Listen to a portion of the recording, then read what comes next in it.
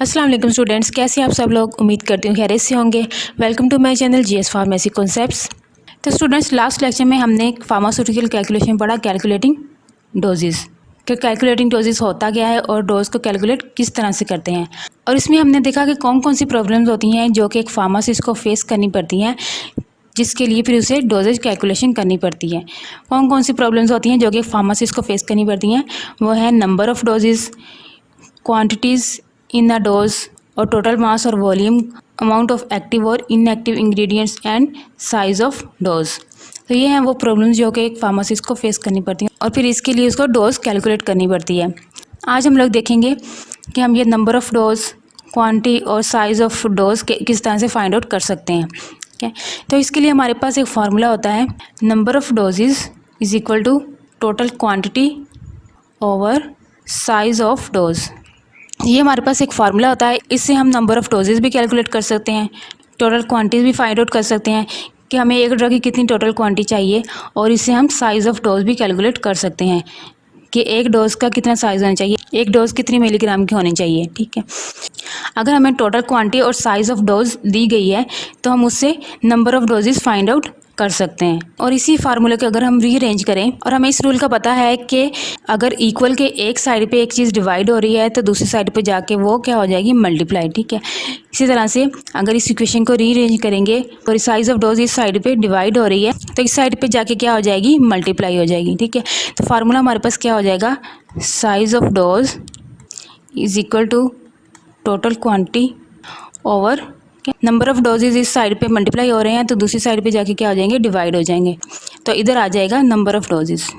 तो ये हमारे पास जो फार्मूला आ गया, इससे हम डोज का साइज़ कैलकुलेट कर सकते हैं। ठीक है, हम अगर हमें टोटल क्वांटिटी और नंबर ऑफ़ डोजेज दी हुई हैं तो हम उससे डोज का साइज़ फाइंड आउट कर सकते हैं। इसी तरह से अगर हमें टोटल क्वांटिटी फाइंड आउट करनी है तो इसके लिए फिर हम इस फार्मूले को रीअरेंज करेंगे तो हमारे पास फार्मूला क्या आ जाएगा, number of doses, size of dose इस साइड पे डिवाइड हो रहा है, दूसरी साइड पे जाके क्या हो जाएगा, multiply, size of dose is equal to total quantity.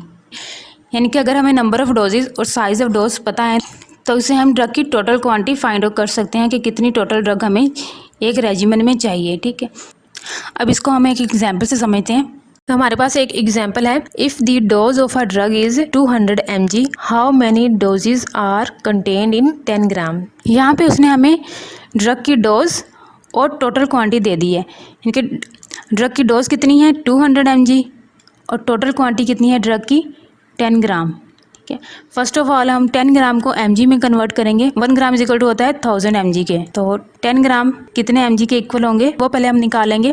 तो सबसे पहले हम 10 ग्राम को mg में कन्वर्ट करेंगे, फाइंड आउट करेंगे कि 10 ग्राम में कितने mg होते हैं। और हमने कहा कि 1 ग्राम में 1000 mg होते हैं और 10 ग्राम के लिए हमने फिर फाइंड आउट करने हैं। किस तरह से फाइंड आउट करेंगे, 1 gram is equal to 1000 mg over 10 gram is equal to इसके mg हमने फाइंड आउट करने हैं। ठीक है, इसको हम फिर क्रॉस मल्टीप्लाई कर लेंगे, 10 multiply 1000 is equal to 1 gram multiply by x mg, 10 gram into 1000 mg। 1 gram इधर मल्टीप्लाई हो रहा है, इधर जाके क्या हो जाएगा, डिवाइड हो जाएगा, 1 ग्राम नीचे आ जाएगा और इधर क्या आ जाएगा, x mg, जो कि हमने mg फाइंड आउट करने हैं। ग्राम ग्राम से कट गया, क्या नीचे क्या रह गया, 1 को हम कंसीडर नहीं करते, और 10 is equal to 1000 mg is equal to x।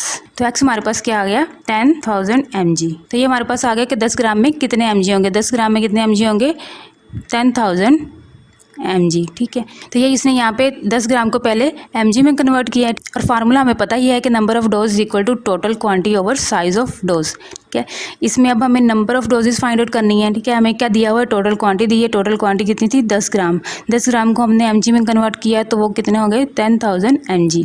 ठीक है, हम 10,000 mg over size of dose कितना है, 200 mg, तो 10,000 over 200 mg is equal to हमारे पास जो नंबर ऑफ़ डोजेज कितनी आ जाएंगी, 50 डोजेज आ जाएंगी। तो अगर हमें डोज का साइज़ और टोटल क्वांटिटी दी होगी तो हम उसे number of doses find out कर सकते हैं।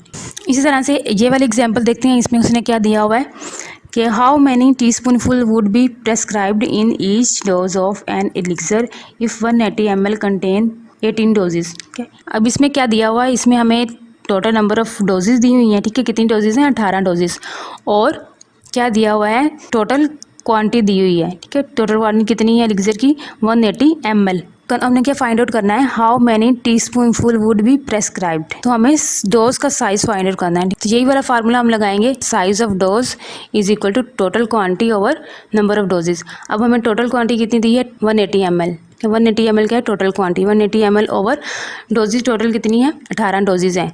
इनको डिवाइड करेंगे तो हमारे पास एक डोज का साइज आ जाएगा, ठीक है, साइज ऑफ डोज आ जाएगा, वो कितना आ जाएगा 10 ml। और हाँ, ये हमें पता है कि एक टीस्पून फुल, टीस्पून छोटा होता है ना, तो एक टीस्पून कितने ml के इक्वल होता है, 5 ml के। एक टीस्पून कितने ml के इक्वल होता है, 5 ml के। तो हमारे पास कितनी टोटल डोज आई है, 10 ml।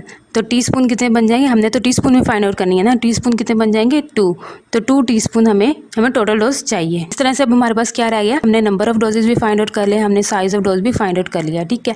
अब हमने एक फार्मूला लगाना है टोटल क्वांटिटी फाइंड आउट करने के लिए, ठीक है। तो उसके लिए हम क्या करेंगे, ये हमारे पास एक एग्जाम्पल है। उसके लिए क्या कहा हुआ उसने, how many millilitres of a liquid medicine would provide a patient with 2 teaspoonful twice a day for 8 days, ठीक है।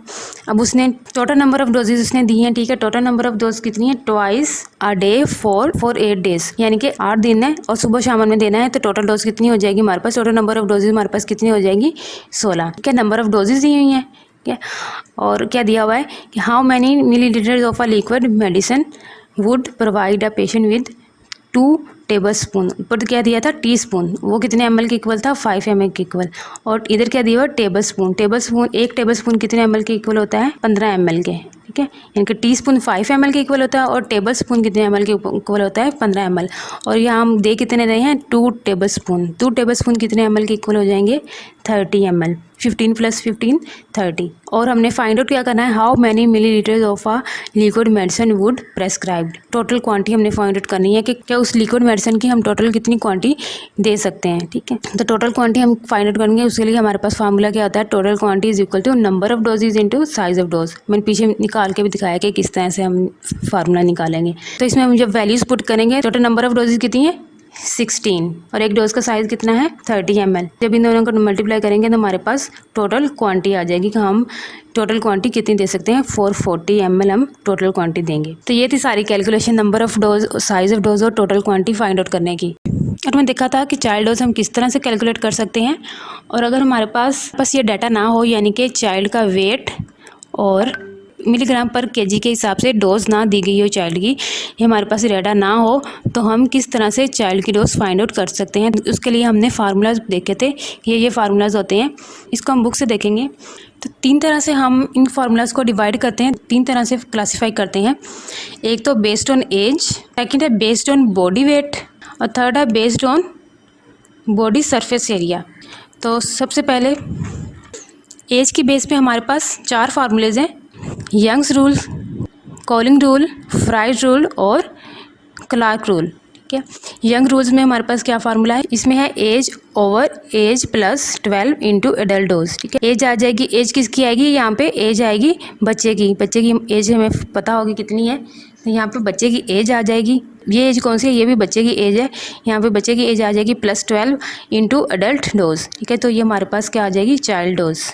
अगर हमें एज पता है बच्चे की और एडल्ट डोज पता है, तो इसे हम चाइल्ड डोज निकाल लेंगे, ठीक है। इसी तरह से कॉलिंग रूल है, इसमें क्या है, age at next birthday in years, यानी कि अब इसमें एज ईयर्स में आ जाएगी, age at next birthday into adult dose over 24। इसमें हम बच्चे की एज ईयर्स में लिखे, तो हमारे पास क्या आ जाएगा, चाइल्ड डोज आ जाएगी। इस तरह से फ्राइज रूल है, इसमें क्या है, इसमें एज इन मंथ है, बच्चे की एज कितनी किस में है, मंथ में, क्या इंटू एडल्ट डोज ओवर 150। तो इस फार्मूले से भी हमारे पास इन्फेंट डोज आ जाएगी, ठीक है। नेक्स्ट है क्लार्क रूल। क्लार्क रूल में क्या है, जो क्लार्क रूल है वो बेस्ड ऑन वेट पे है, ठीक है, ये भी वेट की बेस पे है। तो इसमें क्या फार्मूला है हमारे पास, वेट इन LB के पाउंड में बच्चे का weight into adult dose over 150, ठीक है। तो हमारे पास चाइल्ड डोज आ जाएगी। 2 जगह पे हमने 150 यूज़ किया है, 150 एक तो फ्राइज रूल में यूज़ किया है और दूसरी कहाँ पे यूज़ किया है, क्लैर्क रूल में। तो इसमें क्या कह रहा है कि the value of 150 in Fried's rule was an estimate of the age 12.5 years और 150 month of an individual who would normally receive an adult dose. तो फ्राइड रूल्स में 150 का क्या मीनिंग है कि एक इंडिविजुअल जो कि अडल्ट डोज यूज़ कर सकता है उसकी एज कितनी होनी चाहिए, 150 मंथ्स या 12.5 ईयर्स। और इस तरह से क्लैर्क रूल में 150 दिया है, इसमें 150 का क्या मीनिंग है, the number 150 in Clark rule was an estimate of the weight of an individual who likewise would receive an adult dose. यानी कि जो एक individual normal adult dose use कर सकता है उसका वेट कितना होना चाहिए, 150। तो फ्राइड रूल में 150 क्या है, 150 उस इंडिविजुअल एज है जो कि एक अडल्ट डोज यूज़ कर सकता है, ठीक है। और क्लैर्क रूल में क्या है, क्योंकि ये वेट की बेस पे है तो क्लैर्क रूल में 150 क्या है, वेट है एक नॉर्मल इंडिविजुअल का जो कि अडल्ट डोज यूज़ कर सकता है, ठीक है। नेक्स्ट है हमारे पास बॉडी वेट की बेस पे हमारे पास क्या फार्मूला है, पेशेंट डोज या child dose is equal to patient weight के वेट की बेस पे है, patient weight into drug dose in mg over 1 kg। यानी कि चाइल्ड का वेट कितना है चाइल्ड का, अगर हमें चाइल्ड का वेट पता है तो चाइल्ड का wait into drug dose in mg over 1 kg। तो इसको हम हल करेंगे तो हमारे पास चाइल्ड की डोज आ जाएगी। तो ये फार्मूला है हमारे पास वेट की बेस पे। नेक्स्ट बॉडी सरफेस की बेस पे कौन सा फार्मूला है हमारे पास कि पेशेंट डोज या child dose is equal to patient body surface area, ठीक है। बॉडी सरफेस एरिया के लिए अलग फार्मूला होता है, वो हम देखेंगे बाद में। पेशेंट या child body surface area over 1.73 meter square. तो यहाँ पे 1.73 का क्या मतलब है, ये एक एवरेज अडल्ट का बॉडी सरफेस एरिया है जो कि अडल्ट डोज यूज़ कर सकता है, ठीक है, इनटू ड्रग डोज। तो इस फार्मूले से भी हमारे पास चाइल्ड डोज आ सकती है। ये क्या है, बॉडी सरफेस एरिया की बेस पे। तो ये डिफरेंट फार्मूलाज हैं जिसे हम चाइल्ड डोज फाइंड आउट कर सकते हैं।